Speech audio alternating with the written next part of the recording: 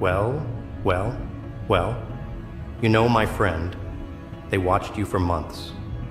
Silently, patiently, not like the clumsy surveillance you see in movies.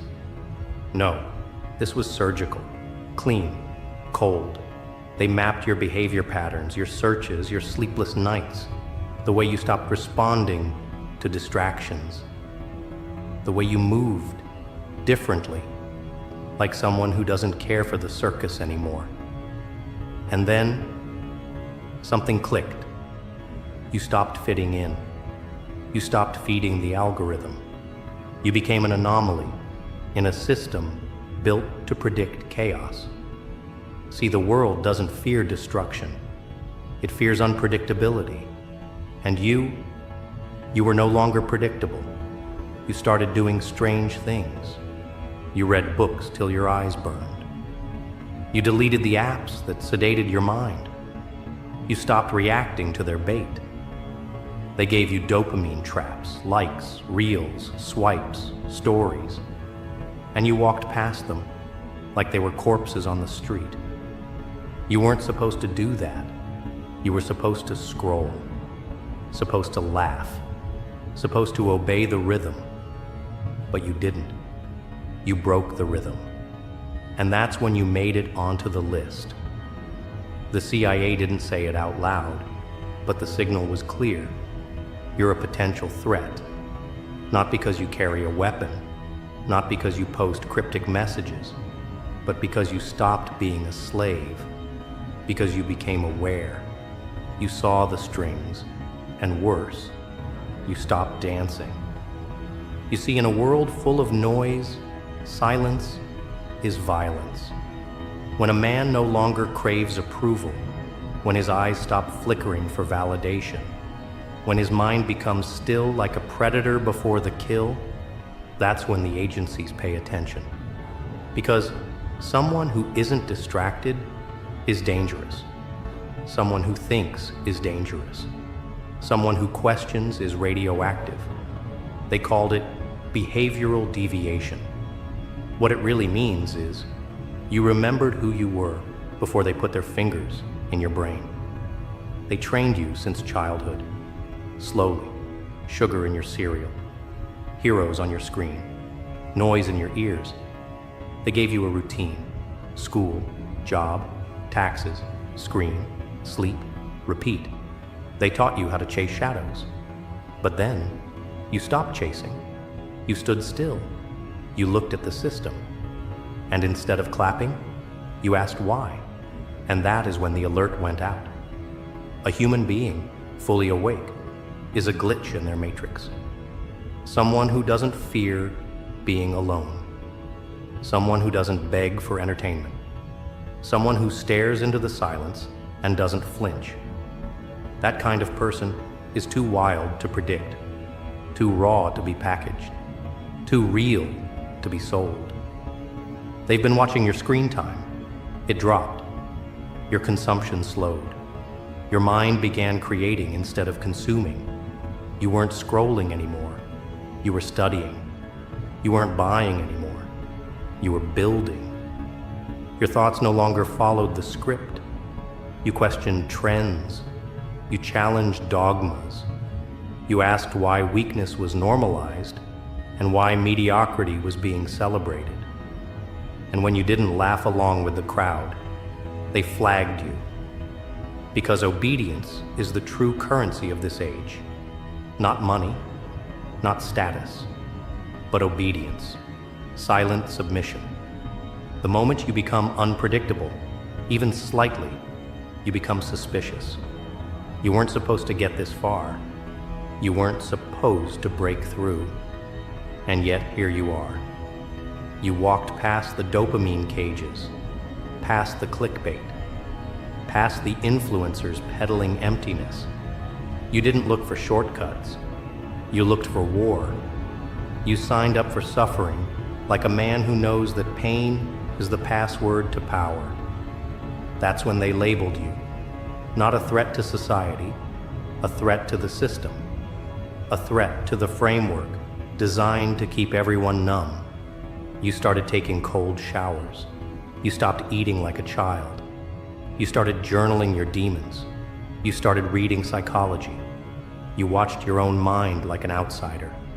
You saw your fear, your lust, your envy, your pride. You didn't deny it, you studied it. You started understanding how humans are manipulated, and worse, you started resisting it. You turned off the music. You embraced the silence. You faced the voices, and you didn't run. Most people, they beg for distractions, but you sat in the dark. You stared at your wounds, and instead of covering them with noise, you picked at them. You asked, why am I this way? Who made me this way? Who benefits from my weakness? And the system trembled. They weren't scared of you when you were angry. They were scared of you when you became focused, calm, cold, intentional. Because anger is noisy, it's predictable. But clarity is lethal. You started waking up early, sleeping less, complaining less, eating cleaner, moving with purpose. Your phone became a tool, not a toy. Your room became a sanctuary, not a trash bin. You spoke less, observed more. And when people mocked your discipline, you didn't flinch. You had become sovereign. That word alone, sovereignty, is banned in subtle ways. They want you addicted, confused, seeking something, always needing, never still, never whole. But now, you had nothing to prove. You weren't looking for love in pixels. You weren't chasing meaning in memes. You were building something ancient, something forbidden, self-control. And in that moment, when the machine couldn't guess your next move, they knew you were becoming free. Freedom is a crime in a world built on control. You weren't raging, you weren't rioting, you were simply detaching from the games, from the fake goals, from the virtual cages. They saw you unsubscribing, logging out, pulling away, and they labeled you with one word: threat. You started seeking truth, not trends, depth, not dopamine. You walked into the discomfort, you shut the noise. You embraced the loneliness like a crown. You didn't chase women, you chased mastery. You didn't look for motivation, you built momentum. You became a storm, but not the kind that destroys buildings, the kind that awakens minds. You started to realize the truth, the ugly, twisted truth, that most people are living inside scripts they didn't write, desires they didn't choose, opinions they didn't test, lives they didn't build.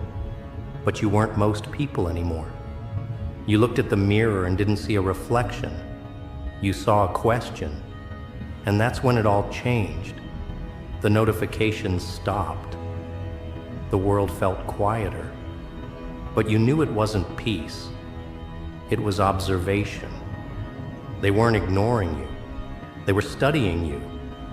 Because when a man becomes silent, but his eyes grow sharper, they know he's building something. Not an empire, a revolution. And the terrifying part?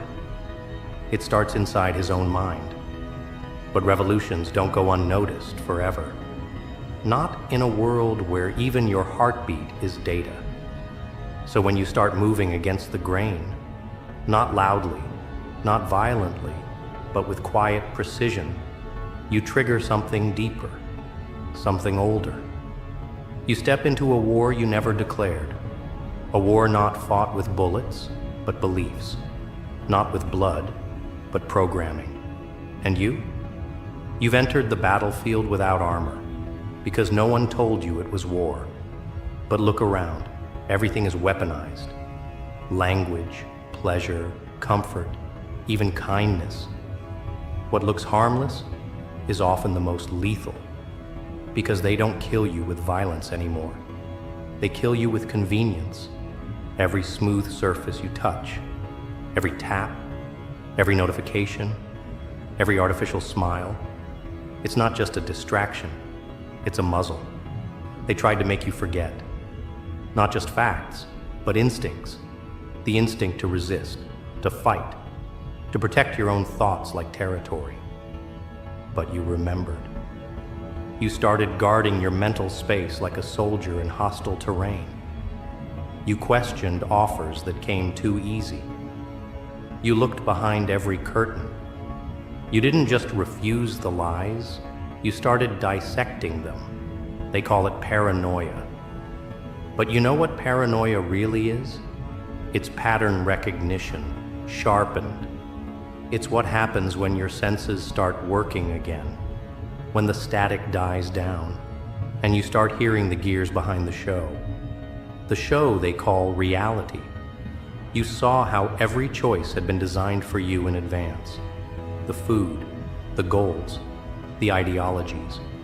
Even your dreams were pre-selected. But you burned the script. You stopped repeating what they taught you. You no longer shared opinions like hand-me-downs. You began sculpting your own perspective, piece by jagged piece. It wasn't perfect, but it was yours. And in a world of copies, originality is offensive. Because every original mind is a mirror. It reflects the artificiality around it. And that reflection makes people uncomfortable. You didn't argue anymore. You observed. You realized truth doesn't scream. It waits. You stopped feeding debates that were designed to burn time. You stopped defending yourself to people who were programmed to misunderstand. You walked away, not in retreat, but in dominance. Because silence from a self-aware man isn't absence, it's power. That's when they escalated. You started noticing the new waves. The manipulation got more refined, less obvious. They no longer attacked you, they seduced you. With luxury, with validation, with voices that pretended to empower you while caging your thinking. You weren't being chained, you were being comforted into stagnation. And stagnation in this war is defeat. But you stayed moving.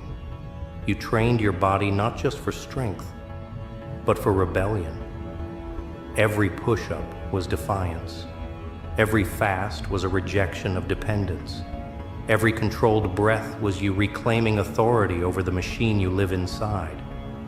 You didn't pursue aesthetics. You pursued function, precision, utility. You weren't building a body for mirrors. You were building a weapon for life. The transformation wasn't external. It was molecular. The kind of change that alters the rhythm of your presence. People sensed it. They couldn't explain it. They just started reacting differently. Some kept distance. Others got irritated.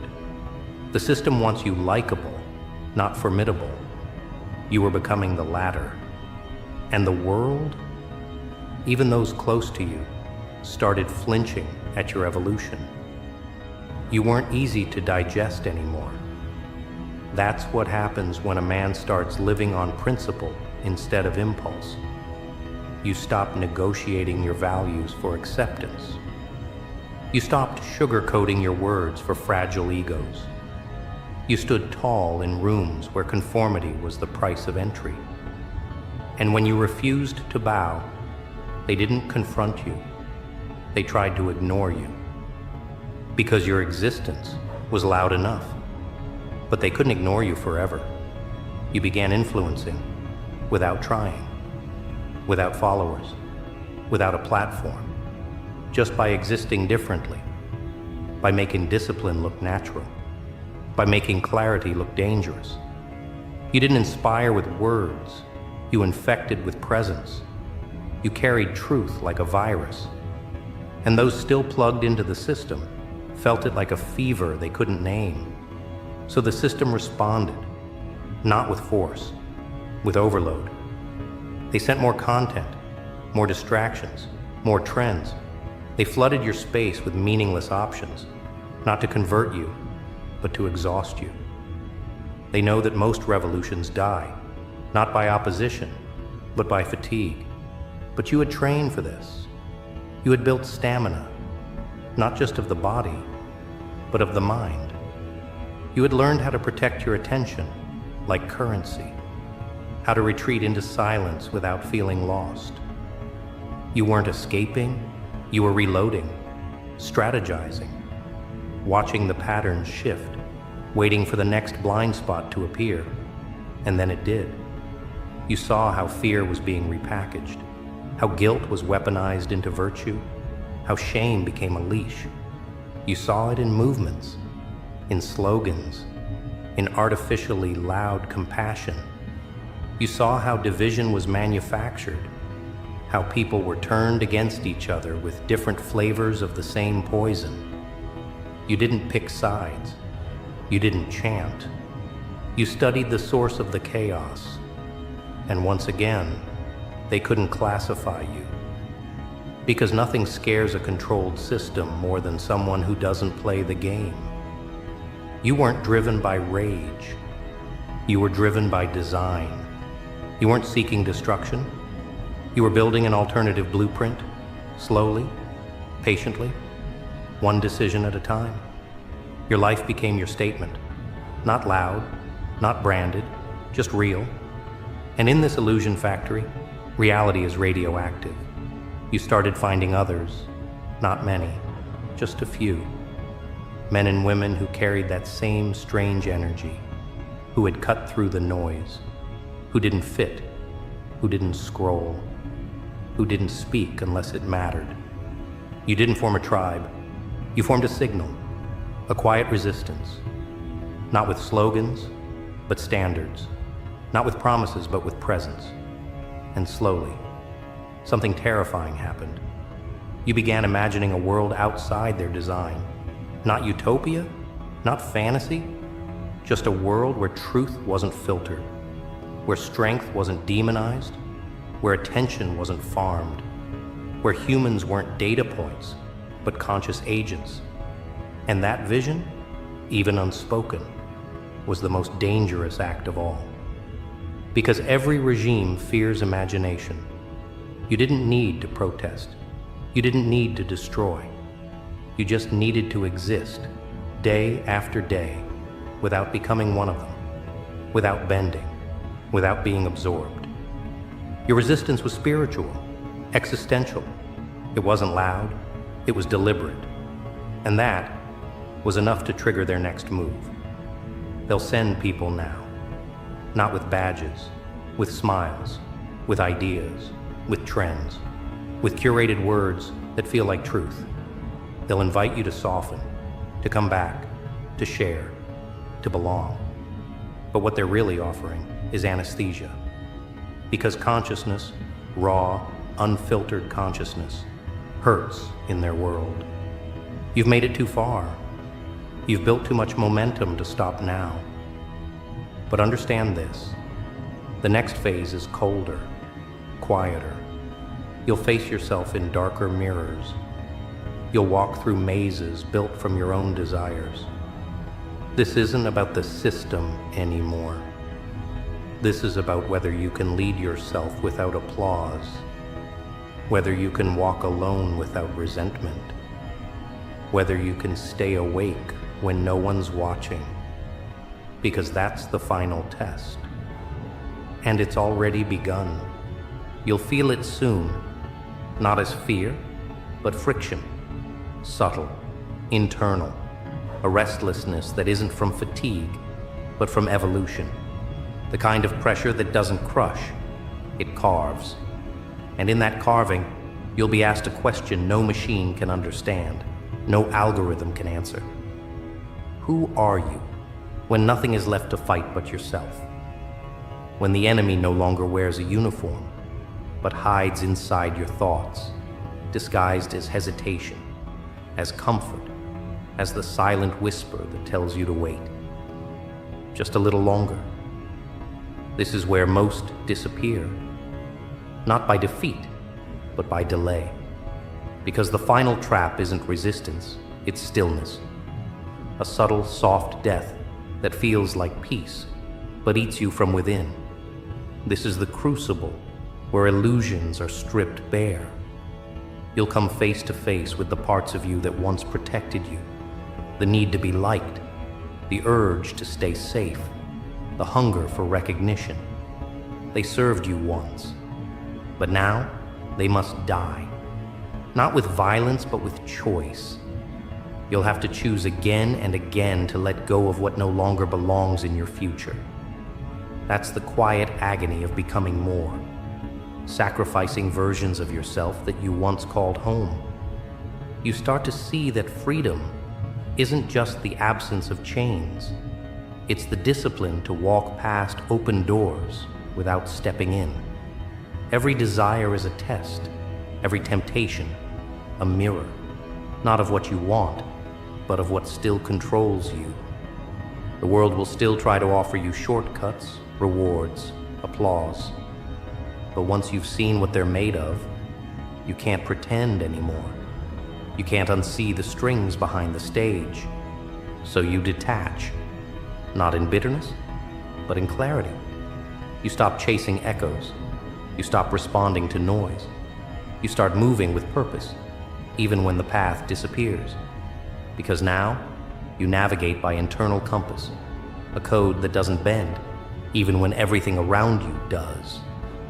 That code becomes your anchor, not to hold you down, but to keep you upright when the storm gets louder, and it will.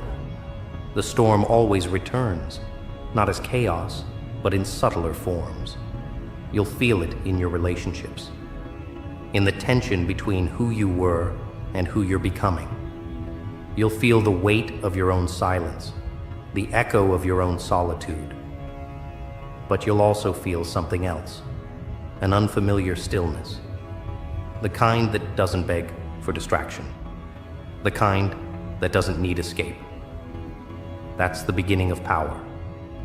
Not power over others, but over yourself. You'll notice you speak less, but your words carry more weight. You'll see how quickly you can read a room, not to manipulate, but to measure truth. You'll realize that most people aren't speaking, they're bleeding, desperate to be heard, even if they don't know what they're saying. But you've gone quiet for too long to play that game. Your silence is no longer passive, it's calibrated. You walk into spaces now with presence, not noise, and the room adjusts. That's what they fear, not the loud ones, not the rebels with signs, but the ones who've gone invisible by choice, who've mastered restraint, who've turned themselves into something sharper than anger, clarity. Because clarity doesn't need to argue, it cuts, quietly, cleanly, and the system has no defense against it. But clarity has a price. It costs you the right to pretend. You can no longer unknow the patterns. You can't shrink back into ignorance. You can't join the crowd without feeling the weight of your own betrayal. You become allergic to mediocrity. You lose the ability to tolerate shallow conversations, empty rituals, synthetic emotion. And in that rejection, you become a foreign entity. You weren't meant to blend in. You weren't built for consensus. You were forged in friction, molded by isolation, designed to carry a different frequency, one that scrambles the programming in others. Your existence alone forces recalibration. People either evolve near you or retreat. There is no neutral. You've become a tuning fork for truth, and not everyone is ready for the sound. But you didn't come here to be understood. You came here to build, to create what doesn't exist yet, to lay foundations for a future that isn't corrupted by comfort. You begin to channel the chaos. You take the pain, the loneliness, the confusion, and you sculpt with it. You become a living architecture of everything the world told you was impossible. And now, they're watching. The same ones who doubted you, who mocked your silence, who called your intensity too much. They're beginning to sense it, that you've crossed a threshold they can't follow, that you didn't just change your routine, you rewired your identity. You became sovereign.